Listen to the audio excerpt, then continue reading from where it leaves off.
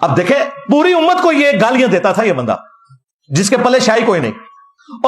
مرزا صاحب آپ جس شخصیت کے بارے میں بات کر رہے ہیں نا، آپ کی اوقات بھی نہیں ہے کہ اس کے بارے میں بات کر لیں. آپ وہ شخصیت جس نے پورے کفر کو للکارا ہے، وہ شخصیت کہ جس کا نام سن کر کے قادیانیت کی پیشاب نکل جاتی ہے، وہ شخصیت کہ جس سے امریکہ جیسے ملک بھی ڈرتے تھے، وہ بابا جان 2x2 کے کمرے میں بیٹھ کے 4x4 کے کمرے میں بیٹھ کر کے لمبی لمبی ڈینگیں مار لینا الگ ہے، لیکن فیض آباد کے اندر بیٹھ کر کے ختم نبوت پہ پہرا دینا الگ ہے.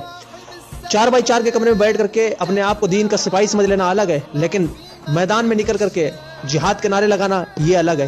یہ ہمت اگر جس دن پیدا ہوگی نا، اس دن پتہ چلے گا. جس علامہ کے بارے میں بات کر رہے ہو نا، جس بابا جان کے بارے میں بات کر رہے ہو، اس کو تم کیا سمجھتے ہو؟ پیروں سے معذور شخص تھا، لیکن ان کے نام سے جو ہے نا امریکہ کا صدر بھی کانپتا تھا. وہ شخص جو پیروں سے معذور تھا، لیکن فرانس والوں سے پوچھو جا کر کے کہ اس کا روب و دبدبہ کیا تھا. اور پھر جنازہ دیکھا تھا، پورے بر صغیر کی تاریخ کا سب سے بڑا جنازہ اٹھا ہے بابا جان کا. حضرت امام احمد بن حنبل نے کہا تھا ہماری حقانیت کی گواہی ہمارے جنازے دیں گے. تمہاری کیا اوقات ہے؟ تمہاری اتنی اوقات ہو گئی کہ تم بابا جان کے تعلق سے بات کرو. وہ تو وہ شخصیت، تم یہ کہتے ہو کہ مولوی خادم حسین گالیاں دیتا تھا. ارے حضرت عمر فاروق تو تلوار نکال کر کے گردن مار دیتے تھے گستاخ رسول کی. تم سکھانے آئے ہو دین کیا ہے؟